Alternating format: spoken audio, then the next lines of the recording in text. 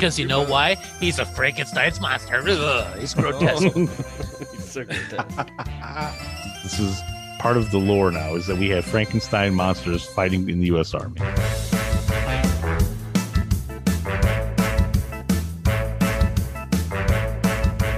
Boy, this is always a challenge. It's always hunting season. And then it's always hunting season.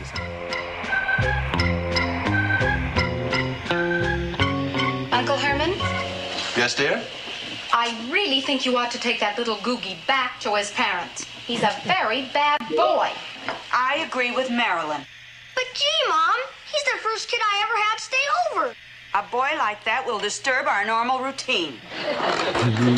Oh, there's that Spot begging for food again. I wish he'd stop that annoying scratching. You know, last week he ripped the back porch clean off. Spot! Spot! Now, Spot, go away. Spot, go away and stop scratching. Go away. Hello, and welcome to another amazing, groundbreaking, one-of-a-kind, all-in-one adventure, whatever that means, of the Munster Hunters, the only show that dares to shun quality, new streaming content that exists endlessly. We shun it, and we choose to watch a 60-ish-year-old sitcom about a Frankenstein monster and his grotesque family. My name is Derek, and I'm a Munster Hunter. And joining me at the Frankenstein-headed table, I was going to try to come up with something clever, and I wish I would have thought of it beforehand, but I didn't. Sitting at the Frankenstein table, as he This always... is the Munsters, one take only, Derek. We only get one take. Hey, listen, motherfucker. I do so much editing. Budget's only got one take.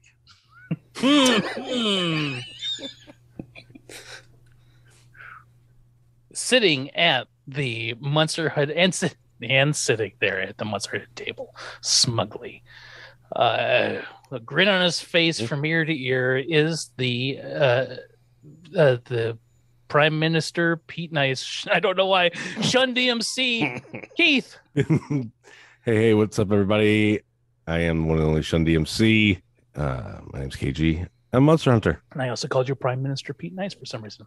It threw me off there for a little bit. It threw me off too. Don't know where it came from. Pop, pop goes the weasel. All right.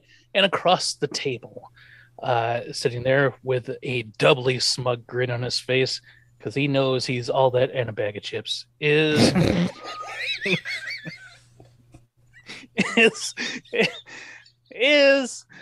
Dr. Dre of Kansas, Terry. Hello. I hope you don't mind the extra crunching this week, because I am all that, and I have bags of chips for hands. He is a bag of chips. Yes. I'm in my best bag of chips cosplay today. Oh, which flavored chips are you? It's National Pickle Chip Lay's Day, so I'm dressed up, in the classic bag. I got a little bit of some green sprinklings on me to indicate pickles. So I do like. Well, we've talked about pickles in the past several times. We do enjoy pickles. I like the spicy pickle chips, man. Those are real good. Yeah, they are. That's for next year on National Bag of Chip Day. He's all that and literally a bag of chips today. Mm-hmm. Well, gentlemen, here we are once again. Our schedules are all screwed up, so I have no idea what day of the month or year this is. I mean, I know what day we're recording, but I don't know what date this is being released. Mm-hmm. September something or other is my guess. Oh, yeah. Well, our show is timeless, just as the month. It is that. It's evergreen. I thought that. I tried to keep the topical references, like today's National Pickle Chip Day, and everybody knows what day we recorded on, Terry. Oh, shoot. I'm sorry. Try to keep those to a minimum, because to be, evergreen, always fresh. But how are you guys today? Doing pretty well, I didn't mean to throw that curveball. Dang, asking the hard-hitting questions. Oh, man. No. I'm doing great, yeah. Like I said, I'm a big chip fan, been trying all sorts of chips, and that's about it, really. Just crunching on some nice thin potatoes. I am feeling quite googie myself, but, hey. Oh, Keith, I had a 50-50 that you were going to make a chips reference, the Eric Estrada and The old No. TV show. Hmm. It was 50-50. It was a toss-up. Didn't happen. That's okay. That'd been a hell of a crossover, though. They could have had a Munsters and Chips crossover at some point. Herman gets pulled over by the California Highway Patrol. Yeah. Yeah. That would be something. It'd be something to see. That would probably been an episode of that animated show if they ever did that. Oh God. Probably. Yeah. Imagine that Peeping Tom ghost getting pulled over by the Eric Estrada. Yeah, I'd love to see that actually. Yeah, that'll be good. When they finally make the Mini Munsters 2, that'll be the Mini Munsters 2, back for more. I don't even know what they would. That's not a very good subtitle, but that's what I'd call it. It's good. I mean, it makes a lot of sense. So it really doesn't leave much to the imagination. Unlike today, season 1, episode 25. Come back, little Googie. Yeah, that could mean anything. I don't know. No clue what that meant going into it. But before we explore that ridiculous title and the ridiculous 24 minutes that followed the title, I'll be honest. I read the description on the little DVD thing. Still not sure I knew what to expect with the title and the description. Yeah, the description, the one off of Amazon left me thinking it was gonna be one thing. Definitely got something else. Before we do that, it's time to light a candle, gather our belongings, and head down the dark hallway.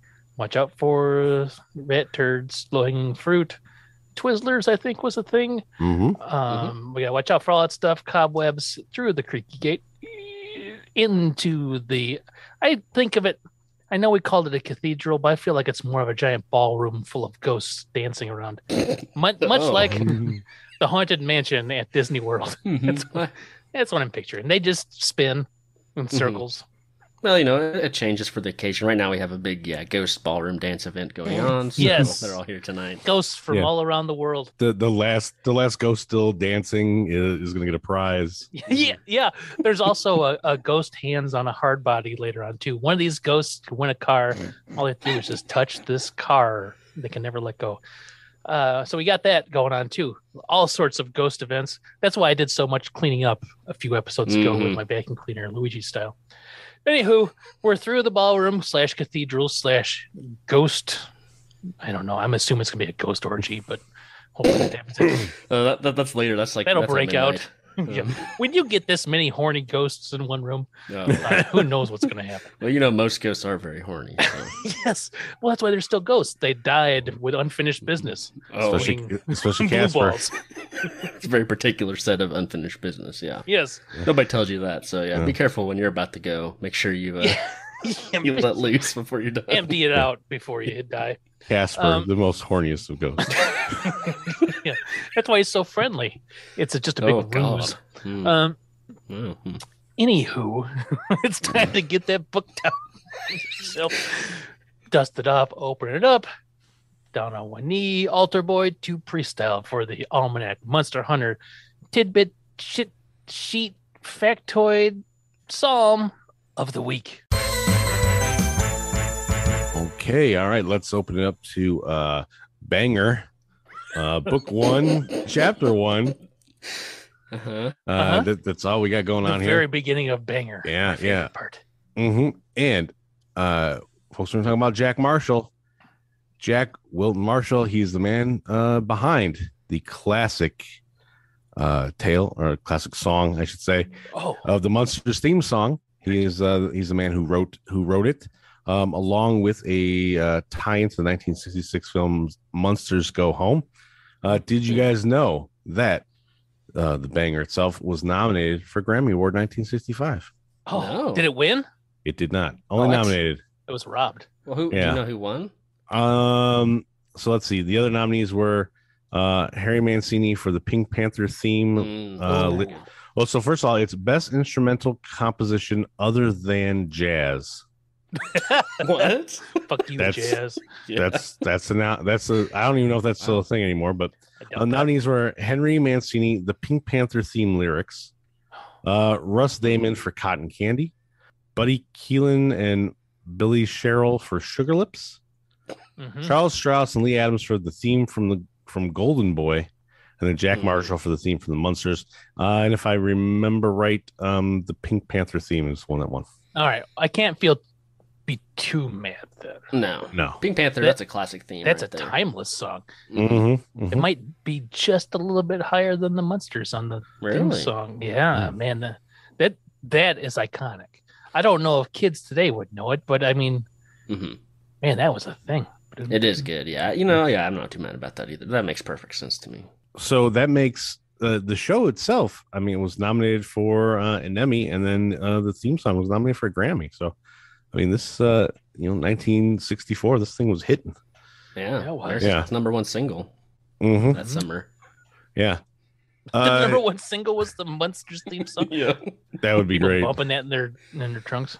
Yeah, booming out their Jeeps. Yeah, they pull up, try and order some fast food, roll down the window, and just playing that. Yeah, that French horn or tuba at the end, just like it really is the subwoofers rock. Oh yeah, yeah. So Jack Wilton, he's already dead, but wow. Now can't kill him. Yeah. No, I think the interesting thing here, he was born in Kansas, Eldorado to be specific. So I think there's a little bit of a tie in here with our Dr. Dre of Kansas. What day did he die on? Terry's birthday, September 20th, 1973. Oh, he was only 51 years old when he died. So now we have to find out who was born on that day and then died on Terry's birthday. His soul is transferred many times. Yeah, it's like a copy of a copy, though. It's like, it just progressively gets a little weirder and weirder each time. So who knows who his soul was? Maybe it was like Beethoven and finally got to him. He made the Munsters theme, and then like 2 progressions to you, Terry, and then you made the Munster Hunters. Theme. Yeah. I'll be honest, Derek, you just opened up a whole different can of worms about what happens with people dying in their souls. Yep. It's like a clone of a clone. Yeah, it just gets worse. Yeah. That's fine. I'll take it. So he was born in Kansas. At one time, he was one of Capitol Records' top producers in the 50s and 60s, doing a whole bunch of stuff with jazz and rock, etc. He was literally like the Dr. Dre of the time. Yeah, he was. He is credited with the arrangement for Peggy Lee's Fever. That song. Yep. Mm-hmm. Fever in the morning. Which they let us know has Joe Mondragon on bass, Shelly Maine on drums, and Howard Roberts with iconic finger snaps. Yeah. Nice. He composed music for a number of movies, notably The Missouri Traveler in 1958, Thunder Road in 1958 as well, The Giant Gila Monster in 1959. It's a low budget movie. Great. I'm guessing that they filmed a Gila monster and then used blue screen. They did, yeah. And then Kona Coast in 1968, and then also another TV show, a Western starring Henry Fonda called The Deputy. He was in charge of that. Plus a couple other ones there. He also had his own music that he did as a leader of a jazz band that he had. Some of his albums included The Marshall Swings. Okay. Sounds Unheard of, My Son of the Surf Nut. Yeah, love it. Also, the Sounds Unheard of was with Shelly Maine, and then he followed up 4 years later with Sounds with Shelly Maine.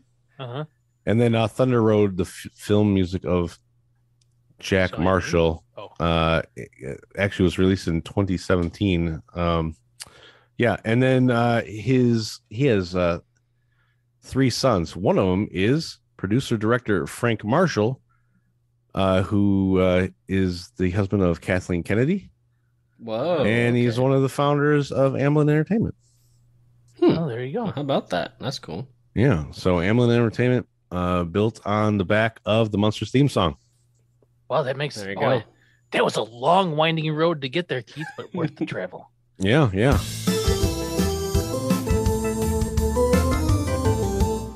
Oh, back up the long winding staircase. And that's 2 in a row, Keith. Those have been quality almanac adventures. Well, this time we had all the makeup, and then this time the music. Yeah, then I like how nostril makeup took you down that rabbit hole last time. All right. Man, good stuff. All right. Now that we finished that, I've had the dumbwaiter fixed, and then plus it'll help us avoid get out of here before the horny ghosts get going on. You don't want to be in the same room as the horny ghost. And I hate to come back and what kind of mess we'll be after this. That's all right. Into the dumbwaiter, up the dumbwaiter, out the dumbwaiter, through the kitchen. Say hello to the staff. Hello, staff. Out the the back. Just employees. Yep, out the back door, down the walk. How many steps I say it was? It's a lot. I don't know. It changes every time. I was just thinking the mess back in the thing was that's not ectoplasm. Yeah. Nope. Yeah. Oh, hopefully the staff doesn't get slimed. I guess I don't know what else. Yeah, I'm sure it'll be fine. Yeah, no one told them that this was going on tonight, but no, we didn't explain to them what the release papers they had. You finished the release papers. Gotcha. They have to sign a release waiver to get. I don't know. I'm gonna stop right there. Head down the sidewalk to the creaky gate. Make sure we get the oil out of the bush that sits on their side. Yep. Nobody's replaced the gate yet. Nobody's replaced that gate yet, so Dave never will. So down to the dock, onto the boat. 3 miles out, Captain Terry, because we're going into the scuba down to the depths of hell for another scuba deep dive. That's right. This week's episode was directed by the one only Joseph Pevney. We've heard his name, it seems like countless times, but I think it's only been 5. We covered a couple of episodes recently that he directed, the Dance With Me Herman episode and the infamous Follow That Munster. He did that one as well. With the very... let's just say didn't age very well, some of the jokes in that one. But we got about 6 more of his episodes to go still, so we're slightly under half. But not only was he a director, but he acted in 6 films as well. Yeah. Though one was just a cameo of the first film that he directed, kind of Alfred Hitchcock style. I think he just walked past the camera at some point or something. But the first film he directed was called Shakedown, which was about a news photographer that steps on people to get ahead, but he ends up getting involved with the wrong type of people. Dang. So, dang indeed. that happens to a lot of news photographers I know. So yeah, Eddie Brock. Eddie Brock for one. Yeah, Peter Parker almost did the same. But I googled this movie and I found some Facebook video from a page on that's called Noir Alley. The host of the show is really praising the film. He thinks it's like a forgotten gem. I guess it's never gotten a good Blu-ray release or even a good just release in general. The segment is called Noir or Not, and he does confirm at the end of the little segment that indeed it is a noir film, and he really likes it. But yeah, it seems like Joseph Pevney, he was kind of a noir guy because most of the films that he acted in were actually in that vein, with murder mysteries or crime-solving thriller type stuff. So I think he liked noirs, or at least that's what he was typecast as. Maybe he didn't like them at all. I don't know, but. Anyways, so this week we got a couple different credits for writing. We got the story credit by Leo Rifkin and the teleplay by Joe Connolly and Bob Mosher. Joe Connolly, Bob Rifkin just thought of the story. Yes, and Connolly and Mosher ran with it. I like this one. Mm-hmm. Yeah. I think he came up with the concept. I think Rifkin just said, "What about a monkey?" And they ran with it. Keith, spoilers, Keith. So, Joe Connolly, Bob Mosher, whatever, who cares? We've talked about these guys countless times as well. But Leo Rifkin, ooh, that's fresh blood. So we got to take a look at this guy. We got to riff on Rifkin. Oh, yes. He's got 18 That's credits. a new segment, the riff on Rifkin. Yes. We're going to go one by one down his IMDb credits and talk about him.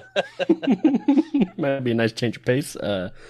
He's got 18 writing credits on IMDb from 1961 to 1999. He was pretty much exclusively a TV writer. He did a couple episodes of The Addams Family. Cross-pollination there. Mm-hmm. That's a traitor? A traitor! Yeah. That's what we like to call him in the industry. That's right. Mm-hmm. Us Munster fans here. Yeah, we hate The Addams Family for some reason. Yeah, I don't get that, but whatever. Yeah. Anyways, we can get into that later. Yeah, I'm sure that's a we'll Patreon get there episode, I think. we'll really dive deep into that feud there. But I was fine until we started doing the show, and every episode I get more hatred for them now. oh wow, Yeah. it's For the building. Addams Family? It just festers every episode that we Like no the pun, uncle. But yeah, well, no pun intended. I thought about that afterwards, but anyway, sorry, continue. It all just right, keeps building up, though. Yeah. Besides the Addams Family, he did some episodes of a show called The Flying Nun. Have you guys ever heard of I this? know the Flying Nun. You know it? Okay. It's his aunt. Yeah, I should say I know of the Flying Nun, but I do know the Flying Nun. So I didn't know what to expect with this. I was like, okay, is she like some sort of like circus performer as well, doing like gymnastics or something. But no, she literally flies around like Superman. Mm-hmm. I'm not really sure how she got the power of flight. I think it might be from her hat because it kind of looks like a plane or something. Yep. So I don't know. Maybe that just helps her steer. I have no idea. It just It's like a hang glider. Yeah, exactly. It just goes to show you, though, that you can make a show about anything. Yes. Some guy just went to the boardroom and was like, guys, I got it. Nuns, what if she could fly this time? And like, okay. Yeah, that's pretty And that's good. 100% what it is. It's like an era of like 10 or 15 people come up with all the ideas. And that's it. And they're all dudes. They don't get anything. What about a nun that flies? Nuns are funny, right? Yeah. Or, it's like, or better they're yet, bad. he's like, you know what? Me and my family went to church this weekend, and this nun was walking by, and her habit flew off her head, and it coasted along, and then they just started riffing about how funny it would be if if she just started flying away. Yep. And then and somebody was like, let's get that to the network. Yep. Let's Solid go. gold. Yeah. Like 5 seasons of Flying Nun. There's a lot of episodes. Yeah. This probably came after My Mother the Car. Then they came up with The Flying Nun. There's just a lot of weird stuff that happens. I mean, there's still weird stuff that happens, I guess. But speaking of shows that, they can make a show about anything, he wrote an episode of The Paul Lynde Show. Oh my goodness. Oh my God. Yeah, so. Dueling Paul Lynde. Yes. No. Anything better than the Paul Lynde shows? Yeah, the Paul Lynde episode where he has his twin brother show up. That's. It's about Paul Lynde is a lawyer. I feel like we probably talked about the show at some point. Surely we have. Yeah. Didn't only have like one episode? It had actually like 15 or 16 episodes. Oh, I think. that's a lot more than I thought. Yeah, it ran for at least a season. But Paul Lynde, he's a lawyer. It gets a little wacky when his husband moves in with the family. Oh, it has 26 episodes. I wrote that. Oh my God, that's a ton. I bet it would have lasted longer if he'd been like a doctor or something instead, reprising his role. Yep. A spin-off. So we got a guest star for this episode, Billy Mummy. Yeah. It might be Mummy. I mean, that's how I'm going to pronounce it, just in Munster style. It might be Moomy. We talked about this kid in the past. We did. I don't think so, did we? Yes, we have. Yes. Keith brought him up. Yeah, for 2 reasons. One, he was offered the role of Eddie Munster. Oh, you know what? But he You're did right. C-Lab instead. He did Lost in Space. Yes. Lost in Space, Will Robinson, Danger Will Robinson. Yes. That's right. Wow, I totally forgot about that. Nice It's easy to callback. forget. Oh no, I remember him all the time. I used to watch Lost in Space all the time as a kid. And then he has a musical number that I like. In Lost in Space? No, later in life he's part of a group that made a song that I find entertaining. Well, we might get into that group. Oh, here in a that's right. second. We talked about that, right? The greasy, grimy gopher guts or whatever, right? Close. Something like that. Ooey worms. I can't remember what. Okay. Yeah. I'm sorry, Terry. I don't mean to derail the skooma. No, it's like foreshadowing because I was like, you know what? You're right. We talked about all this. I'm about to talk about it again. Let's do it. It's been like 25 weeks. I can't remember this shit. So we got. Oh my Bill God! It's Mummy. been 25 weeks. It's been for so long. Yeah, I think the only time I ever mentioned this was the very first first episode. That's right. Yep. When we talked about Eddie. Yeah. So he's got 95 acting credits on IMDb from 1957 to 2024. So he's still got some stuff to come out. He's still pretty going. soon. Yeah. The Mummy Man. Mummy Man himself. Yeah. They should have brought him back for the new Rob Zombie movie. Oh yeah. His biggest role, was probably the Will Robinson thing in Lost in Space. But he did quite a bit of TV from the 60s and 70s, and he kind of transitioned to mostly like voice work and animation. He was like in the Animaniacs. He was in the Batman animated series, Ren and Stimpy, Buzz Lightyear, Star Command, Ben 10. He was in a bunch of stuff. He was a lot also of good stuff. Yeah, he's must be a pretty talented voice actor. He's also well known as a musician. He was one of the founders of Barnes and Barnes, which that's the group we talked about before, I believe, right? Yeah. Mm-hmm. Yeah, I wrote on my notes, who sounds familiar? I wonder why. Though I don't think I've actually ever looked up anything by them before. They're like a quirky rock duo type thing. He has 9 albums with them. There's only one song that anybody knows by them, though. I bet you it's not nobody. I mean, besides him and the other Barnes. I mean, you make that many albums, you have to have some fans somewhere. That's right? true. Yeah. Yeah, true. Hey, that one song can't have wrote him that far, right? I don't know. What's the song again? Fish Heads? Oh, that's yeah. the song I'm about to talk about. Yeah. Wow. Jeez, it's all so much foreshadowing. This is like primetime writing right here. This is great. I'll be honest, I loved the song so much as a kid. Well, I'll tell you my impression after we get a little bit further here. Along with 3 solo albums he did by himself. I think they're like more acoustic stuff. I listened to a couple songs and it was kind of surprised me compared to Barnes and Barnes, of course. Barnes and Barnes is weird. They kind of reminded me of like that weird song that Keith showed us by Butch Patrick. Yeah. Not the Whatever Happens to Eddie one, but like the other one that he did, like the Little Monsters or whatever it was called. Mm-hmm. It's kind of like that weird synthy bouncy thing. Yeah, it like had the weird like calypso sound to it almost. Yeah. Island rhythms. That if you turned up the bass, it really carried the track. Oh, yeah, the bass would carry it. Yeah. I guess I can't describe all that because I was clicking through some of their songs. Some of them are like acoustic, folky vibes. So I don't know. They're just kind of an eclectic group. But the song that apparently got them recognized originally was a song called Fish Heads. So I'm not sure why it got them so famous, but famous might be a strong word, but gave them Dr. Demento, maybe? Yeah, I think so. Terry, do you know who Dr. Demento is? I do not know that. You don't know who Dr. Demento is? Oh my God. So on Sundays for like 30 years on the radio, there was Dr. Demento. He would come on from like 6 to 9 and would play weird songs. He's the one that gave Weird Al Yankovic the name Weird Al. Really? Wow, I didn't know that. That's cool. And he'd always do stuff. It played roly-poly fish heads. And if it was a weird song or quirky or strange, Dr. Demento played it. And he had a horn, and he was quirky and goofy. He probably played the Eddie Munster song as well. Oh, God, yeah. Oh, probably. I bet he did. Yeah. It'd fit right in with this one. The first 2 minutes, I watched the music video somewhat of this. I kind of skipped around a little bit. The first 2 minutes of the music video are like ambient noises. A man's walking around. It's all black and white. He orders a fish head, I guess, from a market, and he sits down to eat it. Some other guy happens to notice this person, gives him a weird look as he realizes that he's unwrapped a fish head to eat. And then the song finally kicks in. I did not really like the song. I thought it was kind of annoying. It was weird. I just kind of skimmed through it because I didn't want to get stuck in my head like the Whatever Happened to Eddie song. I thought it might happen. Although I was humming this song as I finished listening to it.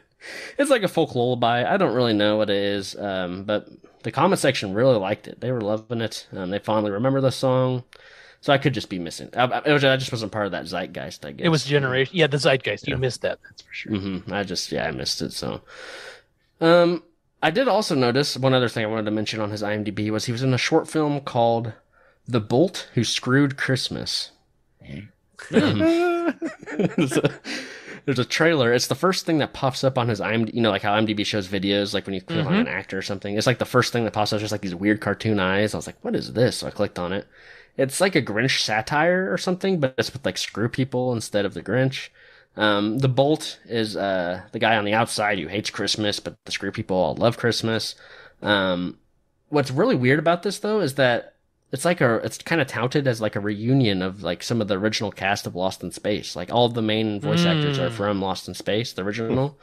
Weird. But it seems like a weird vehicle to have their reunion, their grand return, this short film. Agreed. Yeah. Good for them. Yeah. So there you go. That's all I got for old Billy Mummy. Are you guys coming up or what? Oh, sorry. Yeah, I forgot. Slowly. You know, I was going so slow. Sorry, that my hand... I was listening to fish heads on my headphones. Sorry, my bad. I was so like going so slow that my My brain. I'm in here consoling the staff, and whenever you guys want to show up, they're very disturbed by what's going on in the cathedral/ghost ballroom. Yeah, we're gonna need to install some soundproofing walls, I think. Yeah, and they're ghosts, so they can just go through the walls. They told them just to send it down stuff on the dumbwaiter. They never had to actually go down there. Well, somebody's got to unload the dumbwaiter down there.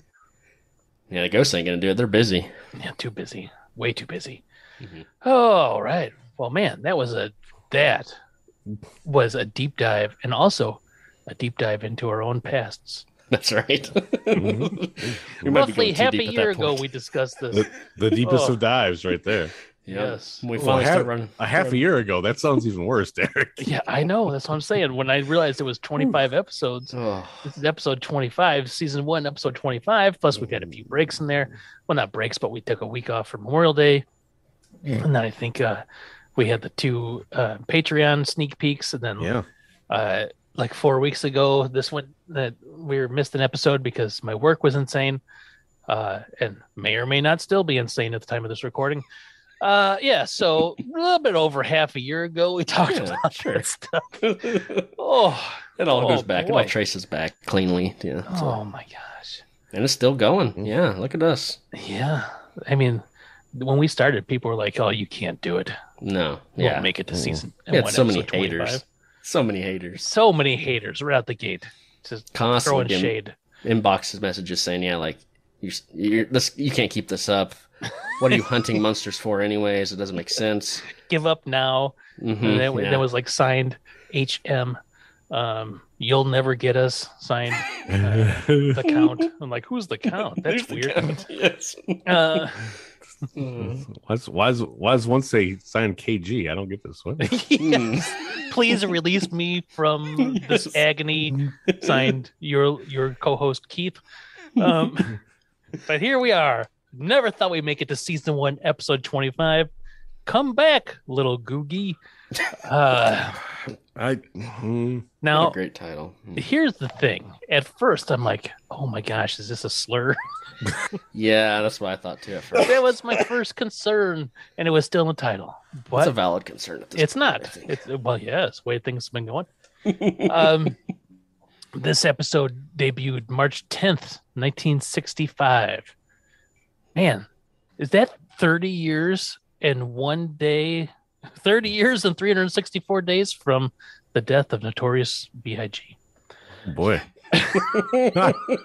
Are you saying that he was reincarnated as the possibly? Who knows? He's Fred Gwynn. Anyway, here's what it says about it on Amazon, IMDb. Grandpa's faulty magic gets him in trouble when he tries to turn Eddie's friend into a rabbit. This gets a hefty 7.2 on IMDb. And boy, I wish we could just skip right to the end. But we can't. Nope. We can't do that because we got to fade in. We're fading in to Marilyn playing the organ and filling the room with shit. And Lily comes in telling her to stop, and she's brooming off Herman because they're having company for dinner. I love the look he gives her too. Like, what are you doing? He kind of stares at her for a minute. Like, what the fuck is going on here? So there's so many things with Lily and housekeeping that confuse me. Like, I can't tell what's proper, right? Because all past things would make me believe that Marilyn's doing good. Yes. By filling the room with shit. That's what I thought, yeah. But no. She wants to make a good impression on a guest, so she's brooming people off. Yeah, it's weird. It's like suddenly she has some sort of like self, like, realizing, oh, this isn't how normal people are. Like, for once in her life, she realizes that the outside world doesn't act the way they do. Doesn't like dirt. Yeah. But only Herman also and I think she makes a comment about making sure he looks good for the guests coming over. And I'm like, when was it Elmer? Was that the other kid came over? Yeah. Like, Elmer was super impressed with him and all his he got a wrestling gig out of that and all. So I don't think Herman ever really has to worry about Elmer was the things. robot kid. Oh, the other one was Wilbur? I can't remember what his name was. Something like that. Roomba. Yeah. But even that kid seemed to be perfectly fine, except that Herman mistook him for a toy Frankenstein wind-up thing. So I don't think Herman's a problem when people come over. No, not at Not all. for children. Yeah. Yeah. But that's I why thought she was just mad about Marilyn's playing, like, because she was playing like something really nice, like it was like some sort of like church sounding thing, and then I thought Lily was like, "Stop playing that! I hate that song," or something. It did sound hymnal. Mhm. Lily puts an end to that. She just brooms off Herman, like a literal broom, and she's doing that because we're having company for dinner. Yep. Herman's excited. Some new faces. Grandpa. She tells Grandpa, "Be on your best behavior. If you want the ketchup, ask nicely instead of saying, 'Shoot me the plasma.'" What kind of phrase is that? Very strange phrase. I don't know, but it's the only thing I'm going to use now when I want the ketchup passed at Yo, my house. Shoot me the plasma. Like, I would even know what. And even if somebody was like well versed in like physiology, I don't think plasma's red. I think plasma has like a yellowish color to it. Oh, maybe, yeah. I think this is just Grandpa trying to be cool and hip with the times. Yeah. But it's also in black and white, so we'd have no idea. Yeah, that's true. Maybe they have yellow ketchup. Yeah. Well, who's this guest? Who could possibly make Lily forget that she likes things dirty? Well, it's Eddie's little friend from school, and he's coming over for the weekend, and his damn name is Googie. His name is Googie. Well, who names their kid Googie? That's a horrible name. No one names. Even as a nickname, it sounds derogatory. Yes. That kid's. It's like feels like he's being insulted every time he's called Googie. Yes. But who could possibly come in over? And then in walks Eddie with his friend Googie. And Eddie introduces Googie to the fam. This is my mom, first Lily. It was a nice hello, ma'am. Then Marilyn, and then he makes some remark like hubba hubba or something like that. Yeah, right? Pretty much, yeah. Yeah. And then Grandpa, when he's Grandpa standing there with smoking a cigar, I'd never seen a penguin smoking a cigar before. So the penguin joke comes back. Nice. I dug that. I dug it. Yeah. I knew you would, Keith. You'd like that joke. I thought it was a good joke too, but as soon as it happened, I'm like, oh, that's Keith's right there. So Herman and Googie go to shake hands for whatever reason. Herman's like, put her there, son. And Googie has a joy buzzer in his hand, which is like the classic joke of the 60s, I think. Yeah. They must have been new. When I was a kid, I used to think that like we're full of electricity and they would like jolt you, but really they just vibrated. Oh, really? Yeah. Terry's so disappointed. Well, no, I remember in middle school, somebody like had like one of those, but like it was like a fake camera. So like you'd ask somebody to take a picture, and then you like so the person like put it up to their face and take it, and it would like zap you. And then someone tricked me with that. It actually did like shock me, and I was like, oh. So I just figured wires. Yeah. Weird. So Herman gets joy buzzed. Marilyn doesn't like him playing, and so and then Eddie and Googie leave. Did you guys see that hand when he goes to handshake with Herman? That's not a kid's hand. That was like an old man's hand, right there. I didn't pay attention. But that's awesome. It was like, you can tell when like someone like their hands are usually like they age, and you can really tell like that's how you know. And it's like, wow, that's not a child's hand. That looks like a rugged, like that guy's been working with his hands. This guy works in the mines. Yes, that's what it looked like. I bet you they didn't have that scene, like the little, like showing that there's a joy buzzer, and nobody could understand what was going on. Oh yeah, you're probably right. Like, he's got a joy buzzer. We need to throw something in there. Hey Gus, come here. What you need? Put this joy buzzer on. I'm too busy chopping down trees with my bare hands. Like he's just punching trees down into the ground. Just put on this joy buzzer real fast. We need a quick picture. Yeah, his like bones are creaking as he like moves the old gnarled fingers and calluses all over and scabs and scars. So Googie and Eddie, they take off. Marilyn, first one. I don't like that kid at all. It's like I don't like him playing with Eddie. She's thrown off by the fact that somebody actually in the house was like, "Whoa, look at you!" Instead of like constantly like questioning her looks. Yeah. Lily blames the way he was brought up, and Grandpa says, "I've seen better things brought up out of the swamp." But Herman vows to make it a nice weekend for Googie, and the bird says, "Not me, Charlie. I'm out of here. I'm cutting out of here." Very Bugs Bunny sounding again. Mel Blanc. And I had to rewind it because I guess he flew out the window, but it almost looked like he just disappeared into the wall. Well, that's true. He did fly out, flew around, and then flew out the window. Bird flies out of there. Fade to also banger. A very weird thing. Like the bird never does anything more than stick his head out the thing and say some, either nevermore or some kind of smarty pants comment. Mm-hmm. All of a sudden, it just decides to fly out and leave because it doesn't like Googie either. I mean, it's an odd thing. I didn't know that was an option for him to just get out and leave. Yeah. Well, the bird felt like his thing was getting horned in on because the bird's usually the smart aleck. That's true. And now we have Googie, the smart aleck of all smart alecks. There can't be two. That's true. Yeah, they would just kill each other till there's one left. And after he flies out and leaves, like Grandpa's got it. Like the look on Grandpa's face as he's watches it leave is like they weren't expecting it or something. Like, huh? Oh. They brought in a real bird this time. Mm-hmm. Stuffed raven. And that bird flies out, and we fade to the banger. Yeah. And we fade back in from the banger to the titles, obviously. Then we fade to Lily and Herman getting dinner ready. Herman, would you please blow out the candles? Herman blows out the candles. They wilt. Yeah. Interesting choice. They deflate or something. Yeah, I thought the candles would blow off the table, Yeah. But no, they get warped into a different, sort of. That's weird. That means like Herman's got bad breath. That's what it make me think. Yeah, he probably might. Yeah. Also, he is dead. I get the whole let's do the opposite thing. The bizarro aspect type thing that they got going on. But blowing out the candles to be ready for it's such a weird thing. Why were they even lit to begin with if they don't need the candlelight? Right. Yeah, the room is very bright in the first place. Yes. But I don't know. Candlelight to me is kind of spooky in its own way. Mm-hmm. So, whatever. Candles wilt. Grandpa called the boys, and then I knew Keith was excited for this scene because it was the return of an oversized prop.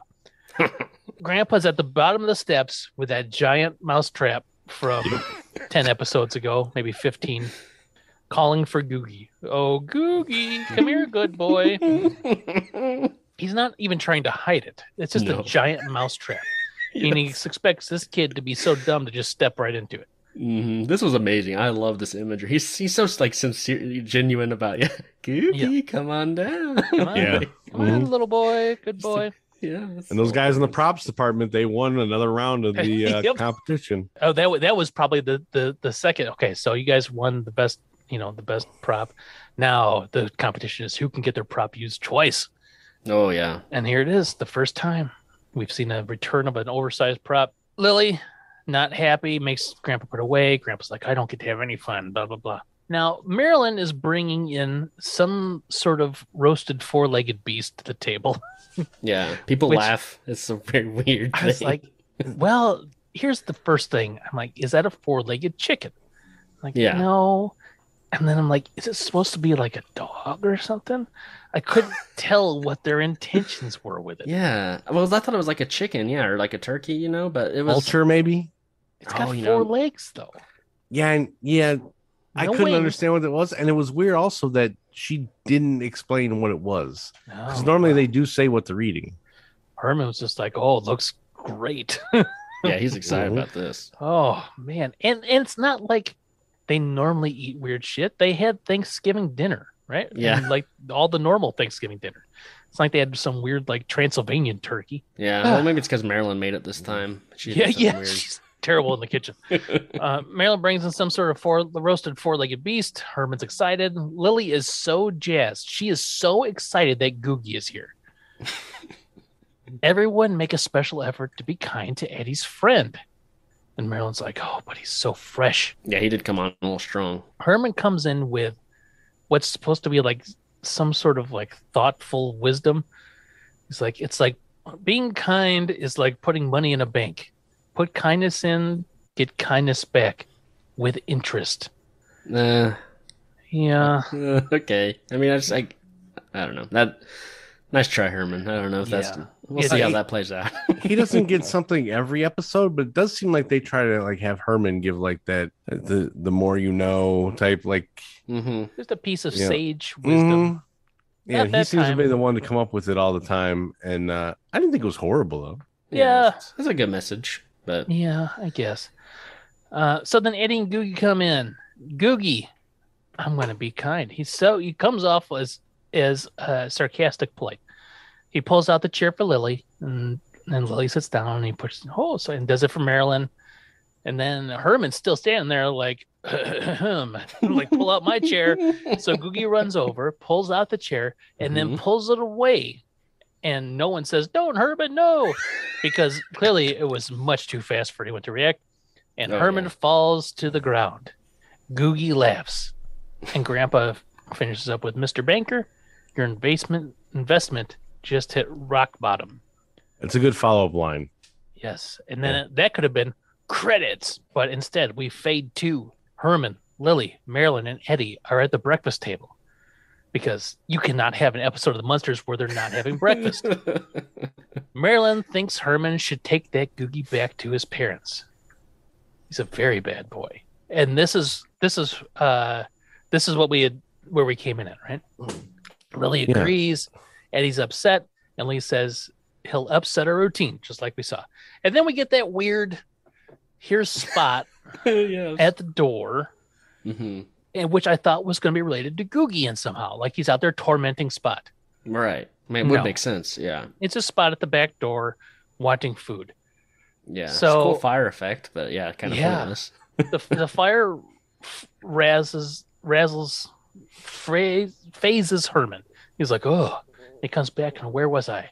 "Oh yeah, Googie." It's like that little detour, like really, that little waste of 40 seconds, really put Herman like out of his mindset. Oh yeah.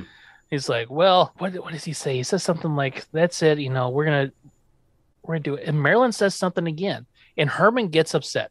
He gets real mad about this. He gets really upset, and he yells. Oh, he goes off about being head of the household again. He's all like, "I'm the head of the household, so my decision's final." And he starts slamming on things. He says something about, whatever he says is like gonna stay put or something, and then he immediately hits the table, and it all falls apart. Yep. Here it is. "If I said he stays, he stays. When I make a decision, it stands up." And then he slams his fist on the table. There you go. And the table collapses. Now, the table is not the same table it was before. No. This table is made of loose boards that just all collapse. But Marilyn is what really got him upset, because Marilyn's like, "We need to get this kid out of here." And Herman's like, "It's embarrassing. They sent this kid here. We can't send him back yet." I also felt bad for Eddie that they're like just bashing his friend right in front of him. Yeah. And I was gonna point this out later, but isn't it weird that Googie's just not here? Like, why is Eddie not hanging out with Googie? Like, well, Googie's in the basement with Grandpa because he wanted to see the lab, and Eddie didn't go with him for whatever. But Eddie should have went with him, right? Yes. So it's very weird. It is weird. Herman got mad, smashed the table, then Spot's at the door again, growling. So Herman gives him some scraps on the table. So Herman literally picks up the scraps that were the table, take them out, throw them out the back door. Then you hear some weird chewing, and Herman says, "I love to see an animal eat." Weird, but okay. Very strange. I guess Spot eats planks now. Yes. He eats wood. Yeah. Also, he threw it out there very fast and closed the door. He didn't sit there and watch him eat. Nope. You heard him chew it. You should have said, "I'd love to hear an animal eat." Yeah. So now we cut to in the lab. Googie is very thankful for the tour. He's like, "Oh, thank you, sir, for this tour, blah, blah, blah." Grandpa's showing around. "Here's my instant disguises." It's like a bunch of jars or whatever. "Oh, that's very nice, sir. Which one are you wearing now?" So every time something happens, Grandpa gets a little agitated. Yeah, Googie's really roasting Grandpa. Yep. He's really roasting him. Now, here's my favorite part of the entire episode coming up. What's in that chest over there? Googie runs over, opens the chest. Oh, Grandpa says it's just his old army footlocker. So Grandpa was in the army at a time when they would have had footlockers. So at the same time, Herman was in the army, so they would have been army pals, I think. Yeah, that's some more lore. I'm into this. Yeah, Dracula fighting in the army. That's great. But he opens it up, and inside the lid are a bunch of monster pictures. There's all classics. Like straight from the movies. The Wolfman. There's the Phantom of the Opera. There's all sorts of things. There's the Gill Man, Dr. Jekyll. I think I saw him. Yeah, all sorts of cool stuff in there. And he's like, "What's that?" And Grandpa says, all us doughboys had our pinup pictures. So those were his army buddies? Is that what he's saying? Well, no, those are his pinups. He didn't have pinup girl pictures. He had monster pictures. Oh, wow. Like inside the Foot Locker, you'd have like the classic pinup with the 3/4 from behind, shot, hair and arms and stuff. As I describe a woman, there's like hair and arms. Oh yeah, pretty sure they have legs. I can vision it now. I had no time to look it up. And then Grandpa continues the tour. Here's my chemicals. Like, why does he have to jump the chemicals? Here's a bunch of chemicals, and Googie's so impressed. I bet you can make instant coffee and everything, which upsets Grandpa. And then he goes to touch a flask, and Grandpa says, "No, that's nitroglycerin. Enough in there to blow up the whole neighborhood." Okay. That's concerning that he has that.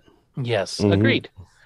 I'm like, here's one of those things. They're going to do this, and it's going to mean nothing. It's going to mean nothing. It doesn't matter.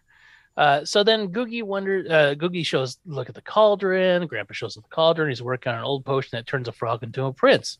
I'm like, this is going to mean something. Grandpa shows Googie the cauldron, blah, blah, blah. Googie wonders if he could be turned, can I be turned into something? Grandpa says, I could turn you into any beast he could imagine. Horse, crocodile, a unicorn, a rock and roll singer, a jackass, my favorite one. Yes. And Googie says, I bet you couldn't even change me into a rabbit. Well, Grandpa's like, well, that's my easiest trick. I can do that. You see me at Easter, I turn out rabbits faster than rabbits do. Gross. That's, yeah. Fast as ghosts are making them, that's for sure. Yeah, well, I mean, when you say something like that, well, for me at least, like the first image that pops in my head is rabbit sex. I'm like, I don't need rabbits. I don't need that in my head. Yeah, thanks for that, Grandpa. Yeah. I always assumed prior to the rabbits split like, single cell organisms. Cellular organisms. Yep. So Eddie yells down for Googie. Is Googie down there? Then Grandpa's distracted. So what does Googie do?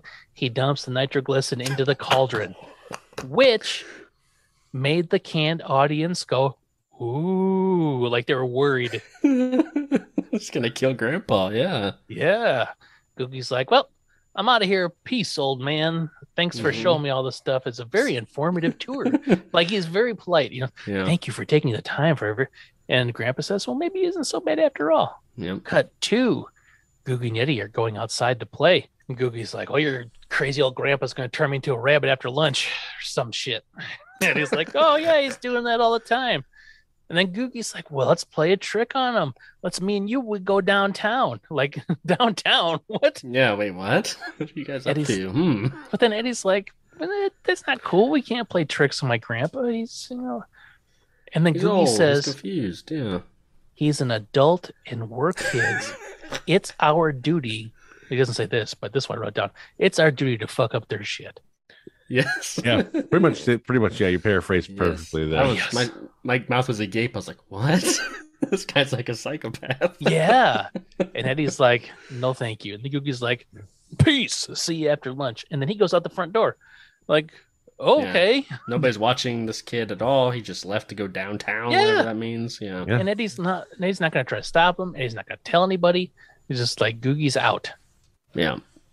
So now we get Grandpa stirring the cauldron. Ugh, bubble, bubble, toil and trouble. Mm-hmm. Yeah. But Grandpa's look on his face was one of maniacal glee. He just was like really happy while he stirred that cauldron. Yeah. It's his happy place. Yep. And then Lily, we got back to Lily talking to Eddie. Have you seen Grandpa? And then there's an explosion. And I loved this thing because it looks so cool. Because the trapdoor flies open. Now the basement flies Grandpa straight up. It was clearly a dummy, but I loved it. It was like on like a wire, went straight up out the door. And then Grandpa's in the rafters, covered in dust and soot and smoke. What happened to you? Never mind what happened to me. Wait till you see what happens to Googie. Googie's screwed at this point. Googie is screwed. Grandpa is very pissed. I don't know if this is done intentionally or are they just different editors, but all this time up there where you had cuts and fades, Now we get this weird swirl cut transition. Oh, that was weird. Yeah. And I'm like, what is this swirl? So I had to go back to the beginning and write them all down. Cut, fade, cut, fade. Now we got swirl cut transition. It looks like one of those like mints, the red white mints, right? Just like swirls and turns and then we have this scene. There's a backyard magic performance. I don't understand what the hell's going on here. There's a curtain hanging up. Herman's in a chair. Eddie's in a chair. Googie's there. Grandpa's like on stage. He's like, this whole concept of what is about to happen is very confusing to me based on the 24 previous episodes. Yes, and things that Grandpa does. Yes, and things that he's already shown in the previous like scene in the basement of like what he thinks he has available there, and then we're basically just doing a child's magic act in the yes, it's 100%. It's like I almost expected Grandpa to have one of those magical wands that you push the bottom and the fake flowers come out the top. It was bizarre. There's like a curtain hanging on a like a rope between two trees. Grandpa opens up the curtain. There's a chair behind it, and Googie asked Grandpa if she'd step behind the curtain for the alleged magic. Grandpa's like, "Yep, get back there, you little shit." And he sits down. Grandpa closes the curtain. Herman doesn't think Lily's going to like this, but Grandpa wants to teach him a lesson. What's that lesson? And it's the worst lesson in the history of lessons. When your elders say they can do something, they can do it. What the fuck does that mean? Yeah. I thought he was going to turn him into like a fly or, some sort of like horrible beast. But no, he's just going to do what he said he was going to do. I said I can do it. You need to believe me. I'm going to tell you what, that is the worst lesson possible. Sometimes people of all ages say the dumbest shit that they can clearly not do. Yes. I'm not going to believe you just because you're old. If you say some dumb shit, no way. If some old man came up and said, "I'm going to turn you into a rabbit," I don't think I'd believe that. No. Well, yeah, no, I wouldn't. Yep. Seems legit. Just a terrible lesson. Here's a lesson I'm going to teach that kid. So Googie's behind the curtain. And then Grandpa, Abba Dabba, Abba Dabbit. Googie is now a bunny rabbit. And now we're back to this bullshit. Yeah. And I hate this. I think Al Lewis is just making these up on the spot. Like, because it's just, oh God, it's bad. So terrible.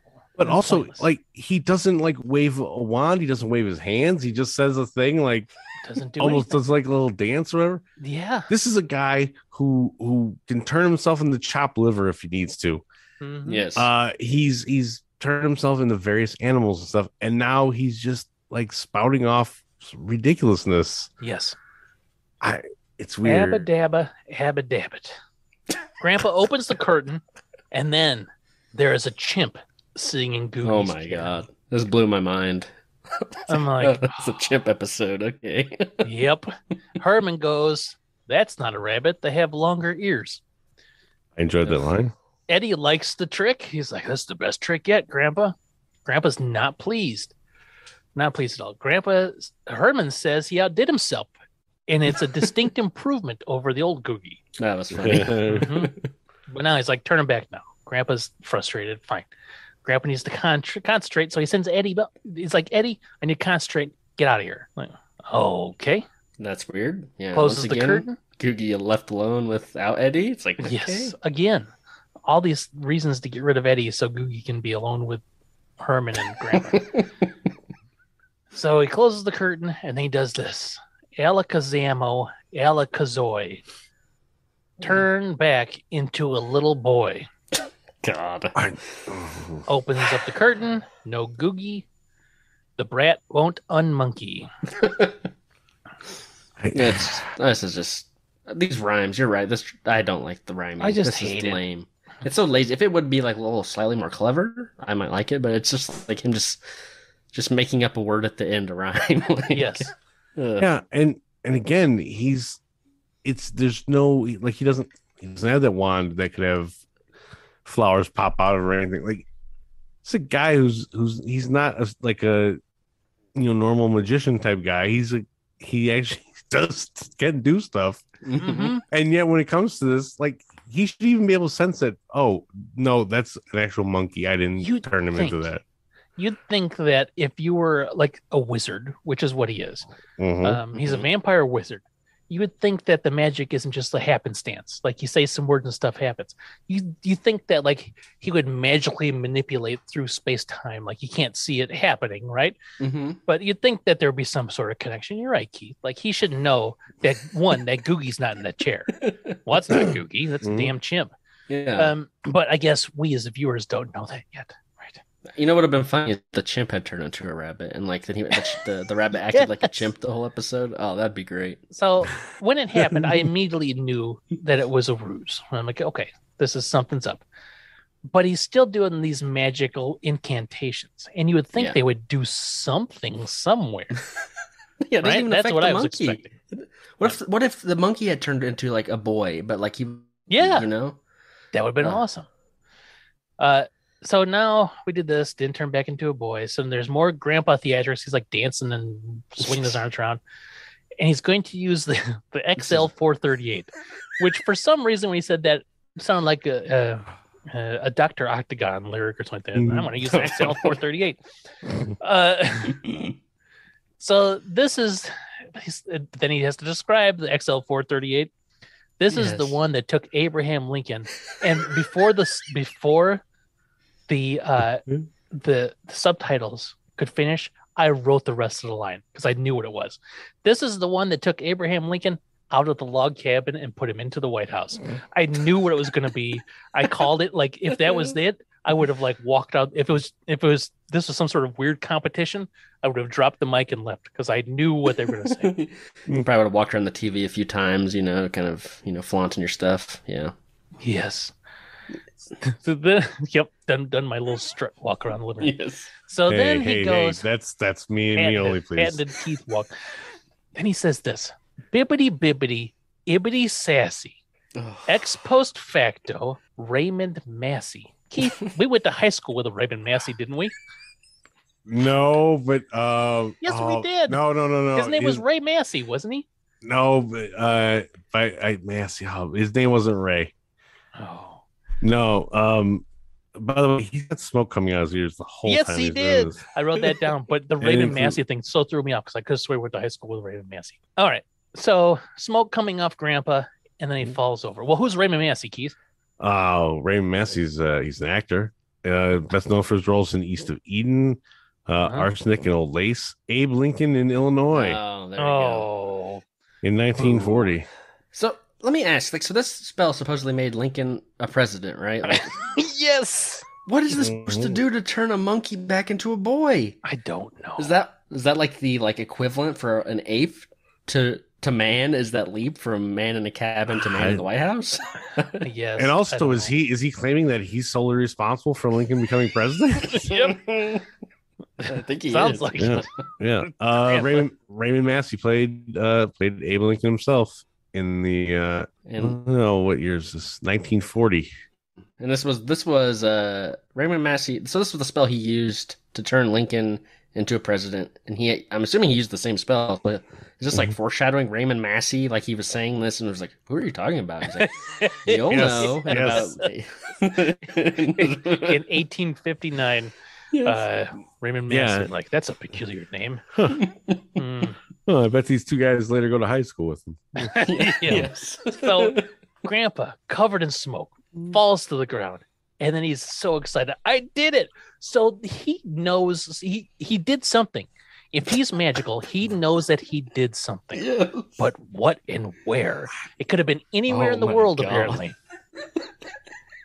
This is the 60s. Well, what year did this come out? Maybe the next president. He just like made that person the next president. Nixon, right? Well, no, because it went. Oh man, no, because it went Kennedy, then he was assassinated, then what?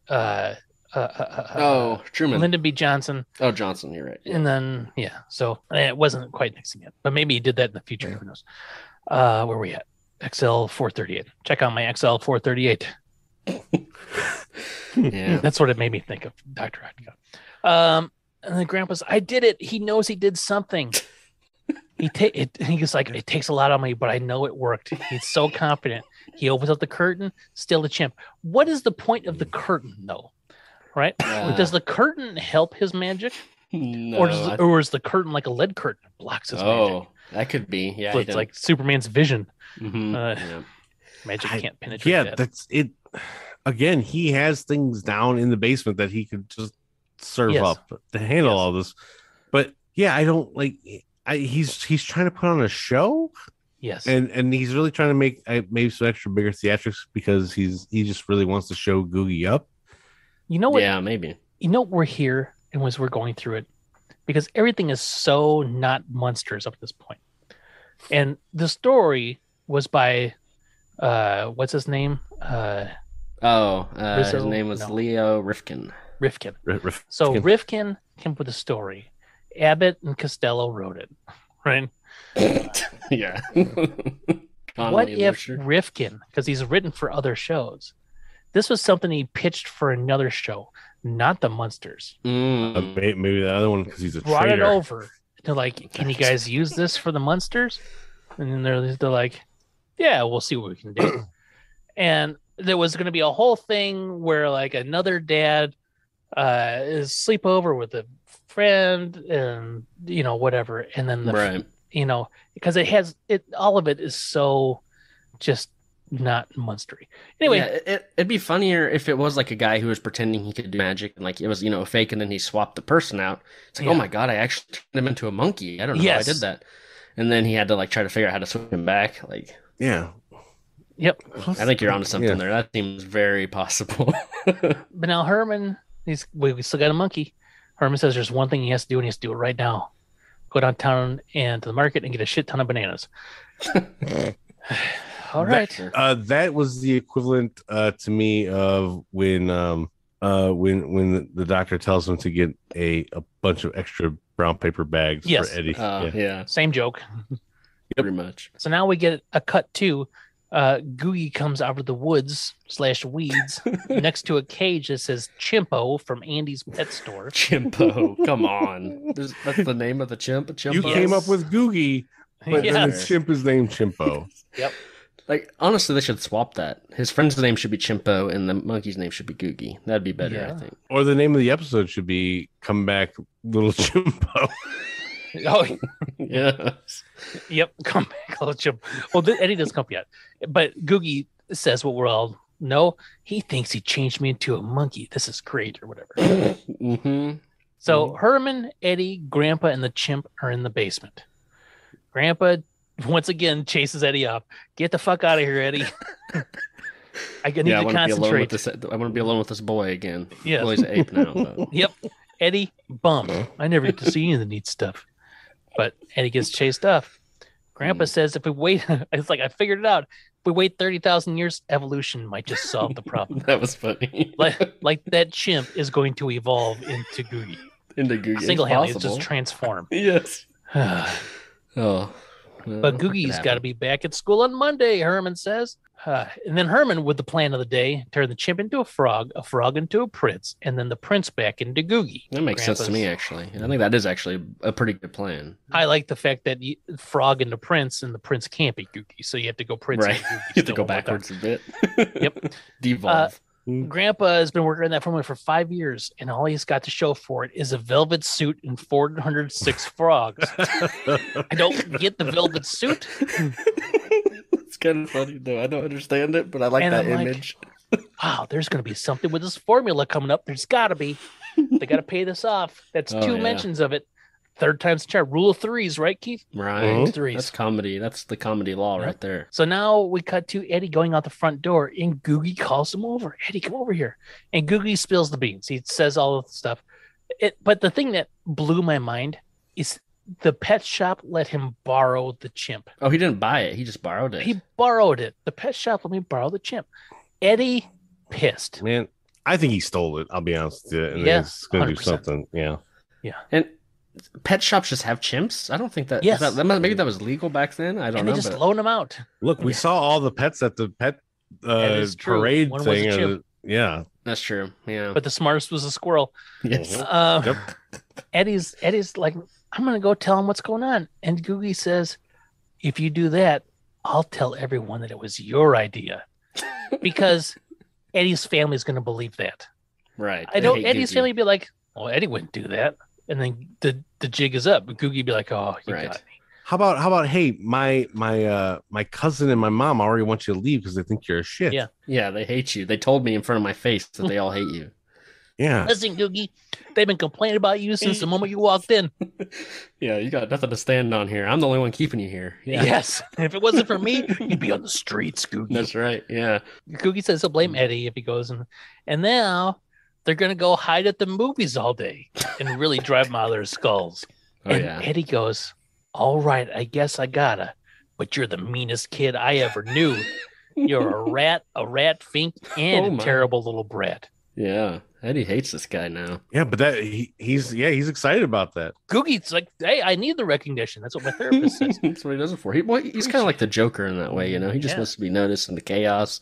He's got to make a scene. It makes sense. Googie is kind of Joker-like. I can't get over. Eddie's like, I don't want to go spend the day at the movies, but if I gotta, right? If I don't, you're gonna rat me out for doing something I didn't do when clearly you did it. And then my family's not going to believe a word you say anyhow because they already don't like you. Yeah. But I'll go along with it anyway. Yeah, I don't understand. It's so weird. Then we get a classic right to left wipe. Marilyn on the phone. Okay, fine. I'll tell my Aunt Lily right away. Googie's parents called. They've got relatives in town. They want Googie to come home as soon as possible. They're high-fiving one another. They're like, yes. Marilyn's pumped. Lily's pumped. I think he's in the lab with Herman and Grandpa. So Lily calls down looking for Googie. Is Googie down there? And Lily rehashes what just happened in the last 15 seconds. We got a phone call and all this stuff. And then they're like, okay. And then Lily says, I want you and Grandpa to take him over there right now because Marilyn and I have to go to the market. Well, just take Googie with you. If you're already going out. You're already leaving, yeah. Yeah. Like, what's the problem here? And then, well, because Herman's very short. Okay. Is everything all right? Yeah, just fine. We're having more fun than a barrel of monkeys. Grandpa does not like that. He hates that. It's like, why did you say that? Yes. I just went ape. And then Grandpa gets super pissed because Herman's making ape jokes now. Mm-hmm. He doesn't want people to make light of this very serious situation. Yes. His blunder.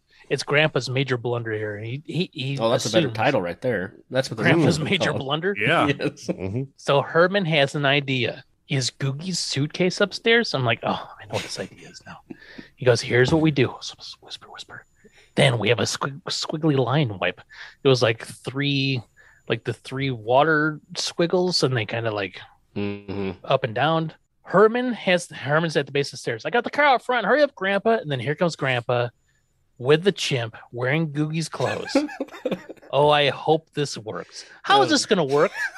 How would this ever work? It's amazing. I was like, really? We're going to try this? Like, that's so funny, but so stupid. Yeah, Yes. Come on.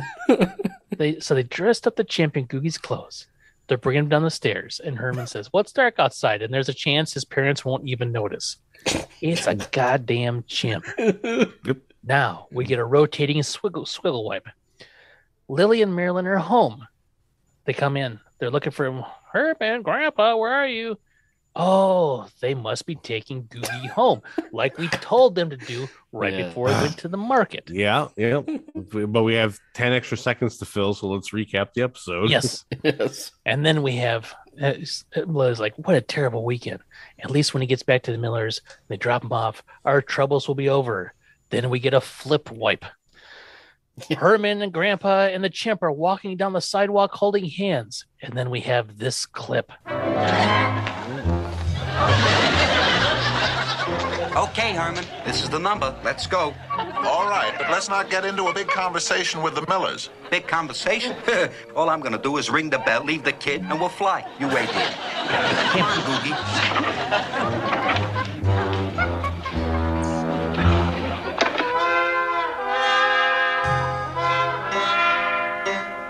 This takes forever. Why does it take so long? They have to show him walking the entire way. Oh, Googie, look what you did to your jacket. Yes? Oh, we brought your son home, Mr. Miller. He's a great boy. We love having him. Hey, good night. Well, thank you, but won't you come in? No, thanks. We have to run. Yes, we have to run. Good night. Good night. Mr. Miller Googie, what you matter? You didn't even say good night. takes the chimp inside by the hand, closes the door,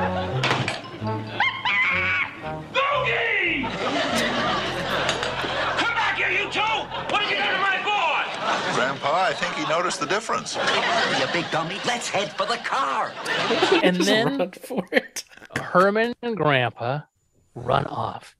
Loved the running scene. Herman's running was one of the funniest things I've ever seen in my entire life. I don't know what he was doing. It must be all of the prosthetics and weird shoes, but he's like real high knees and running. And, oh God, I love it. Yeah, it was very funny watching the two of them like hightail it out of there. Yes, I loved it. Run for the car. It makes you forget that Googie's dad took him all the way into the house before he realized that he was not holding his son's hand. He was holding a fuzzy chip hand. Yes. Not only the hair on the back of the hand, but the fingers and the palm and the thumb would have had to be weird to hold. This isn't my boy's hand. This is right. Yeah. Well, I mean, if you got hands like he had with the buzzer thing on it earlier, you never know. He just threw him off. maybe that's why they did that for continuity. They had to make sure they used the chimp's hand to shake Herman's hand. Yeah. Googie's got very big hands all the time. Mr. Miller's screaming, "Come back here, someone help." Then we get a circle wipe from the upper right down to the lower left. Lily on the phone. "You'll have to stop screaming, Mr. Miller. All I know is my husband went to bring your son home." And then Eddie and Googie walk in, and he's like, "Sorry, we're at the movies." "Oh, your son just walked in. I'll bring." "No, wait." "Okay." Hangs up. Lily scolds Eddie for not telling where they were going. And then she tells Googie everything that we pieced together from the phone conversation, that Dad's coming. You better go upstairs to get ready. "Okay, ma'am. Thank you, ma'am." And then, so Marilyn is confused. And then Lily says, "I don't know how he's done it, but he's goofed it again." And she looks almost in the camera when she says that. Yeah. Yeah, it's like her iconic thing now. Always tell Herman he goofs it. He goofed it. Then we get a right to left vertical wipe. Herman and Grandpa sneak in the back door. Herman's scared. The strange car out front might be the police. Grandpa's like, "Well, either that or the SPCA." So the police or animal rights activists are coming for him. "Let's get to the dungeon." Grandpa and Herman sneak out. Herman says, "We can lock ourselves in the dungeon for 20, 30 years until this thing blows over." Oh, that's pretty funny. Yeah. And then Herman says, "Well, if we're going to be that long, I need to change the socks." The most random thing to say. Yes. So then Mr. Miller, Lily, and Googie come down the stairs. "I can't explain how big of a shock this has been to me," Mr. Miller says. Herman thinks they just came to get a suitcase. Oh, they just came for the suitcase. Grandpa assumes they liked him better as a monkey. Makes sense. Yeah, it does. Herman looks around the corner. He's a boy. Hey, he's a boy. Grandpa assumes the Abe Lincoln bit had a delayed fuse, and he's pumped. He's like, "My magic is not faulty." Herman and Grandpa are excited because they're in the clear. Then Mr. Miller says, "Can you please come outside? I have something for you." And then we cut to outside. Lily goes, "A monkey? Yeah, it's a little present for you. Some wise guy in white tie and tails left it at my house." And Lily says, "White tie and tails. I think I knew who that is." Lily brings the chimp inside, picks it up and holds it. Lily goes, "Herman, Grandpa, can I explain this?" Like the monkey. And then, like, "Oh no, he's changed back again." That's what they say. And then Herman and Grandpa faint. Yeah, they can't handle it anymore. It's gotten to them. One or the other of them, and in this case, both of them have done a lot of fainting lately. Grandpa specifically. So now that was the cut to commercial. We come back. The whole family's in the living room. Eddie's sitting up on the mantle, and Eddie's explaining what all happened. "I wanted to tell you about the monkey, and Googie wouldn't let me. He said it was a funny joke." Herman with the line of the episode, "It's not a joke when it's at the expense of your poor old broken down grandfather." Which Grandpa says, "Thank you." He likes that. Herman. But then Grandpa, back in the old country, "Oh, you're getting off light. If I had done something like this, my father would have bit my head off." Which I assume is supposed to be literal. Probably literally, yeah. Then, of course, Lily, if you go with bad companions, some of it's bound to rub off on you. Which reminds Herman of a famous old quotation. Some more "He sage who wisdom. lies with dog gets up with fleas." Who said that? I'm not sure. I think it was the man who trains Lassie. And then I'm like, oh my God, this credits? No, of course not. Nope. No, that would have been a good ending. That would have been the joke to end on, but no. Marilyn agrees. Eddie should be punished. Marilyn, who is usually like the level-headed skeptic of the family that keeps everybody on course, is like, no, that kid needs to be punished. But she hates to see that Googie may get away with it. She hates Googie. Yeah, Marilyn does hate this Googie. guy. There's something off camera that happened. Is almost what you get a vibe. Like she walked in on Googie, like going through her underwear drawer or something. Yeah, I knew. Oh gosh, gross. Yeah, she did say he was fresh. So he very fresh. And Marilyn agrees. I think he needs to be punished, but Googie's not going to get punished. But Herman's like, no, don't worry. Tomorrow morning, going to the Miller's house, I'm going to explain what his boy's done, and I'm going to tell him he's neglected his duty as a father, which usually flies over very well with people. That's going to go great. Mm-hmm. Yeah. And then I'll also give him something from my vast experience as a father and human being. Great. Yeah. That's all. That's exactly what he needs, is some goofball named Herman to come up and start lecturing him about parenting. Yeah. But Lily calls his bluff. Call him now. Yes. And I was like, no. Whoa, slow down. It's got to be face to face so he can get the full impact. Mm-hmm. And then Herman turns, and I'm assuming, okay, he's going to turn and look into a mirror. No, the damn chimp's there. The chimp Herman's is got still a there. Herman's got a big smile on his face. We did not see the chimp this entire time. It was off camera. Herman turns to the chimp with a big smile on his face. The chimp freaks out. The chimp runs away, goes out the front door, opens it, closes it, slams it. The whole family gets up, walks over. That little fella sure is in a hurry to get back to the pet store. Jeez. Credits.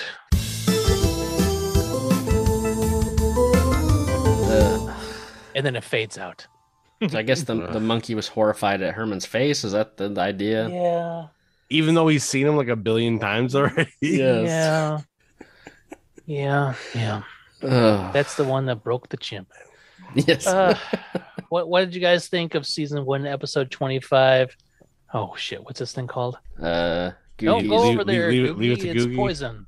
No. Come back, little Googie. Come back, little Googie. There's a comma in there, so it's not like "come back, little Googie" with an exclamation point. It's "come back, little Googie." Yes. I don't know. I don't get it. Googie does not have to come back, as far as I'm concerned. No, maybe it's a plea to the viewer. Come back. Yes. Here's this episode, little Googie. Just don't quit on us after this one. The title is Little Googie, but yeah, the message to the audience is come back. Please come back next week. Here's little Googie. we apologize. Please come back. Yes. They knew they were releasing a stinker. Okay, so the concept behind it of like pulling this joke on Grandpa, I don't mind that idea. Uh-huh. But why does Googie have to be, such a shit? Mm. And also, then the whole thing where Grandpa's just rattling off gibberish words, there's no magic going on from a guy that we know can actually do magic on this show, that we've already seen stuff happen. Yes. And he's just, it makes absolutely no sense. It's so far apart from what should be happening. It's terrible. Yeah, it's I didn't actually hate it that much, but there is some really dumb stuff in here. I thought it was funny. I like the idea of like some weird prankster showing up and messing with everybody, especially Grandpa. I was hoping to become like a prank war or something with Grandpa and the boy, because I think that would be entertaining. Yeah, that seemed like kind of where they were going for a little bit too. Like, yes. That's probably my favorite part of the whole episode, is when Grandpa's trying to lure Googie down into a giant mousetrap. That's like almost like some sort of like, I don't know, Tom and Jerry-esque thing going on there. Like, that was pretty good. But yeah, man, I can't stress. I get so annoyed when Grandpa just starts going off on these random rhymes that feel like they were just made up in the moment. Like, there's really no thought put into them. Then he goes off about Abe Lincoln. I don't really understand what the joke is with that, besides maybe Grandpa put him in the White House. Yep. Which is kind of an interesting tidbit of lore. But campaign manager... The Count. You might have been. That's good. Ooh. Spinoff. That's a spinoff material right there. House of Cards with Grandpa. What was that TV show with like Lincoln's housekeepers? You know what I'm talking about, Keith? Oh, the one that was on the UPN? Yes. We talked about it on Pop Up one time. Yeah. It The doesn't Secret Diaries of somebody. Yeah, something like that. Yeah. Yeah. I don't think Grandpa'd want to hang out with Lincoln anyways. We all know he was a vampire slayer, so. Yeah, or that's vampire true. hunter, Good so call. Good call. that could be why he became one. Yeah. Interesting. But, yeah. Yeah, I don't know. He was worried about Grandpa coming back at him after Yep. They got him in the presidency, and then it all fell apart, and he took up vampire hunting because of it. Yeah. Mm-hmm. Yeah. It has its moments, but honestly, yeah, it's kind of a lower tier one. I didn't absolutely hate it, but I don't know. The whole the magic show was kind of dumb. Derek, do you have any of the IMDb reviews pulled up? Like that I thought can. This was great. Yeah. So I'll give my thoughts, and then we can do that. What did they think on IMDb? That's a good idea, Keith. We've done it before. Let's do it again. So my thoughts, not good at all. I did not like this episode in the least. And one of the reasons was, well, there's several, but the biggest one that really bugged the shit. I mean, we've all talked about it, is the magic. And it's like it was just done willy-nilly happenstance. Like Grandpa knows magic words, and when he says them, stuff happens. So what I really thought was going to happen was Googie was going to play the trick and put the chimp in there. But then also Googie would get turned into a rabbit. Would have been great. Yeah, that'd be good. And then the hijinks ensue, right? Mm-hmm. But no, we didn't get that. We got this lame. After we sat here and talked about it, I do not think this was a Munsters episode. It was written for something else, and then they shoehorned it into the Munsters. Yeah, that makes a lot of sense. Yeah, it was a Lost in Space. Could have been. Yeah, could have been. All right. Oh, there's only 2 user reviews. What? We'll start with the lowest one. Okay. Let's start with the best one. 9.5 is the lowest. This is a 10 out of 10. No, Googie is from 2007, so this one's been sitting for a while. Nobody felt shame to pull it down. Googie is in big trouble. So when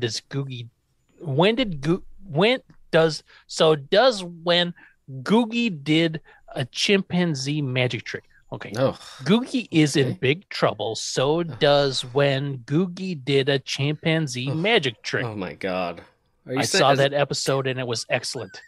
Bill Mummy as Googie Miller was silly. Russ Conway as Mr. Miller, excellent. The episode happens when Googie Miller tricks the Munsters and made fun. I did not like when Googie plays a trick on Grandpa trick to turn to a rabbit, but it was a chimpanzee. And when Grandpa and Herman Munster give him a chimpanzee because Googie tricked them. No, what's hilarious that Mr. Miller gives the Munsters a real chimpanzee because the Googie plays a trick, and that Herman Munster and Grandpa think Googie turns back into a chimpanzee. They did not had a chimpanzee. It went back to the pet shop. This episode is excellent, but someone in this episode you will not like Googie. Holy cow. He doesn't like Googie, though. Huh? I'm going to tell you what, that review sums it up for me. I've changed my mind. 10 out of 10. This might be my favorite Munsters episode yet. Yeah. Yeah, that is. I think my brain was melting as you were reading that. I was like trying to keep up with you, and I was hearing like words like Googie over and over again. But that's all I could recognize. When you read like something as broken as that, your brain tries to fill in the spaces to make it make sense. I was fighting that, making sure I read it word for word. All right, so the other review is a 6 out of 10. Googie gets away with one. This is from 2007. Same. Oh my God. This one review was written July 26, 2007. The other review, August 14th, mere weeks later. I don't think he's the ideal playmate for our sweet little Eddie, says Marilyn, after the family has just met Googie. Who remembers Googie? He was the wise guy friend of Eddie who spends a weekend at the... What is this? The biggest joke the kids play is on Grandpa. He was our elderly mad scientist convinced. Is this a review? Like taken from an interview with somebody? That's what it sounds like. The biggest joke the kids play is on Grandpa. He was our elderly mad scientist convinced he cannot change Googie back after he supposedly changed him into a monkey. Don't ask. Overall, this episode should have been funnier than it was. I agree with that. Yeah, because it really don't have many laughs. You're gonna change your opinion back again right now. Yeah, I'm going down. We're back down to 6 out of 10. Not only that, the kid got away with it! Exclamation point. The only possible form of retribution is at the end when Herman says he plans to go over to talk to Googie's father about this prank face to face. Actually, there still would be no justice as the father will get the shock of his life, but the boy will still get off scot-free. She's right about that. What is she, Judge Dredd over here? There's no justice. They are right about that. I should not assume gender to a... You're right. An IMDb reviewer. Nope. Sorry. So there it was. Wow. Those were the two IMDb reviews. They both are better than my review in their own unique ways. Yes. 10 out of 10 to both those reviews. That's for sure. So, yes. The first one broke me. The first review broke me. But what broke the babysitter in this episode? What broke the unbreakable babysitter from episode 1 of the Munsters? I think when she's standing there and she sees Grandpa start to walk down the stairs with monkey version Googie, and they just because they had gone upstairs, they were like, "Well, let's the plans. Let's go put some of Googie's clothes on the chimp, and we'll take him back." She notices that he's wearing a suit. And what kid is packing a suit to go to his friend's house for the weekend? Yeah, good call. Yeah, good point, actually. Oh, I think, the babysitter, she's been noticing a trend in the paper. There's been some crime sprees going around. People have been snapped in half by some sort of mysterious device, and she's not exactly sure. Like, there's nobody's been able to figure out what the cause of this was.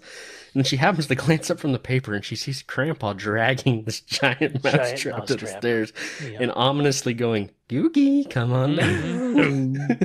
And I think something clicks in her brain, and I think she's like, oh, yeah, well, that might just be the culprit. I don't think she can take that, living in the same house as a mass murderer. Yeah.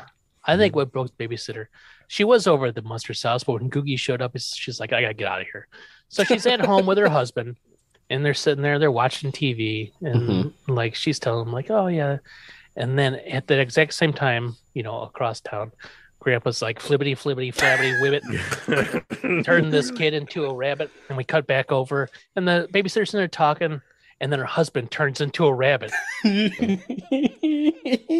It's like the magic had to go somewhere. She's like, Henry, what happened? And Henry looks up and then hops out the front door, and she's chasing him. That's what broke the babysitter. Well, that was another one. The season 1, episode 25. Come back, little Googie. Whew. It was a banger. I don't think Googie's coming back, so I think we'll be okay. I hope Googie never returns.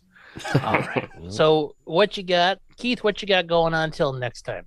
Oh, as far as I know, we should be having season 2 of That Was Great, Wasn't It? Yes. Is up and out there on Fridays. Mondays are for Munsters. Fridays, though, right now are for Karate, the Karate Kid cartoon from 1989. We're matching up with the exact... like fists. Fridays are for fists. Fridays are for fisting. As in punches from the Karate Kid. No, I can't support that one. But we're matching up with the exact release dates that the episodes came out 33 years prior. Join me and whichever poor souls have come along for the ride on this as we watch Mr. Miyagi, Daniel, and Taki try to find a shrine. Well, good. I'm glad they're finding shrines. Finding shrines and doing time. Miyagi and Daniel, son. That's the theme song, I think. Pretty much, yeah. That's pretty spot on right there. Yeah. They're finding shrines and doing time. So they're like in prison around the prisons around the world. Well, it's cut off. You're not supposed to go. Those are like some like sacred artifacts that you're not supposed to really like. It's like a, timeless. You can't just go in there and start messing with stuff. Like, it's priceless stuff. And they went in there. I'll be honest, Terry, you just told me more about what the shrine possibly is compared to the 4 episodes I've watched of the show so far, because they'll tell you anything about it. There's no backstory. I was just picturing, like at the beginning of Batman Begins, Mr. Miyagi, like in a foreign prison. No, man, this is hell, and I am the devil. And then Mr. Miyagi kills them all. Yeah, or I could see like Daniel and Mr. Miyagi down there in the prison. Yeah. Like the third one, and he goes, "You were born in the darkness, Daniel." Or wait, no. Yep. You know what I mean? Yes. You were merely adopted the darkness, Daniel, but I was born from it. Oh, Miyagi.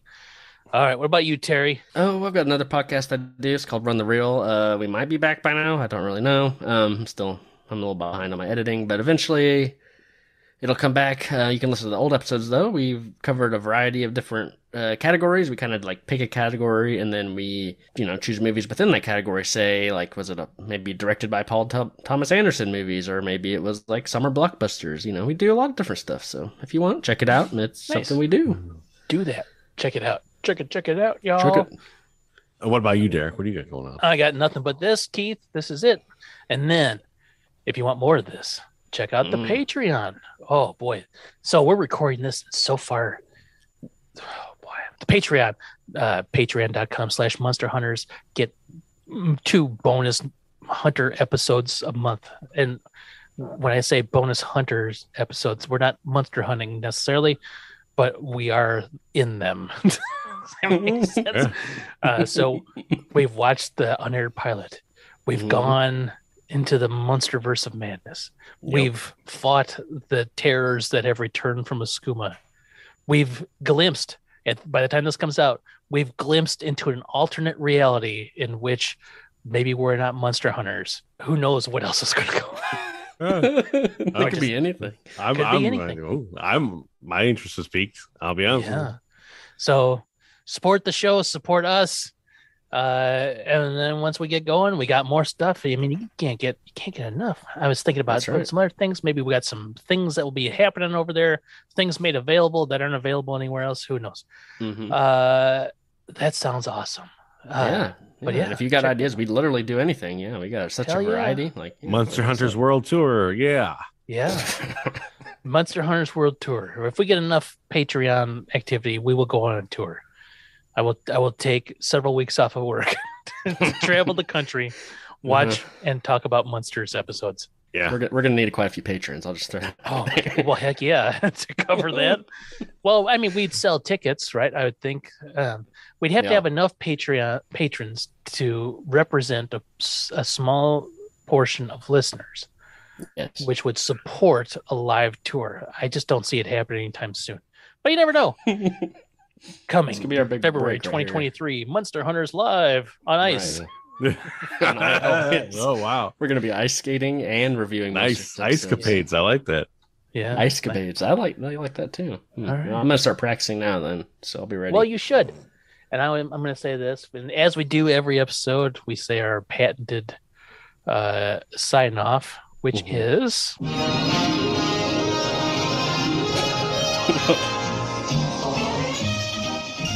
It's like she's falling from an airplane. Yeah, that is not flying. She's flying with style, or falling with style. Sally Field was in this film. She is. Oh man, flying nuns are awesome. Nuns are awesome in general. I wonder if this is like some weird Catholic propaganda. So, did she solve crimes? You think? Oh, I'm sure she solved plenty. I mean, mostly like aerial crimes, like plane hijackings, but But here's Alejandro Rey. I'm assuming he was in love with a flying nun. Oh yeah, but couldn't because she's a nun. Right, she's a nun. Oh, she just hit a tree. Oh, she's crossing her arms like in style, like check it out. I like that. What? She can't help but fly. The dog's pulling her through the air. She goes through stained glass. That's gotta be painful. I'm confused. The Munster Hunters are Derek Glascock, Keith Gawla, and Terry Vickroy. Keith is the host of the Pop-Up Filmcast, and that was great, wasn't it? Both shows can be found wherever you subscribe to podcasts. For more about Keith's shows, you can follow Pop-Up Filmcast on Twitter at Pop-Up Filmcast. And that was great, wasn't it? At How Great Was That? You can also follow Keith on Twitter at KG3030. Terry is one of the hosts of Run the Reel. It's a movie podcast that does deep dives on films with a theme. You can follow Run the Reel on Twitter at Run the Reel. You can also follow Terry on Twitter at Terry_Vickroy. If you would like more musings from me, you can follow on Twitter at Derek9 and the word 9. Follow Munster Hunters on Twitter at Munster Hunters and subscribe on your podcatcher of choice for more Munster Hunter fun. Munster Hunters is mixed and edited by me, Derek. All original music is composed and mixed by Terry Vickroy, and executive producers are me and Keith Gawla. The Munster Hunters is a Krispy Dodo production.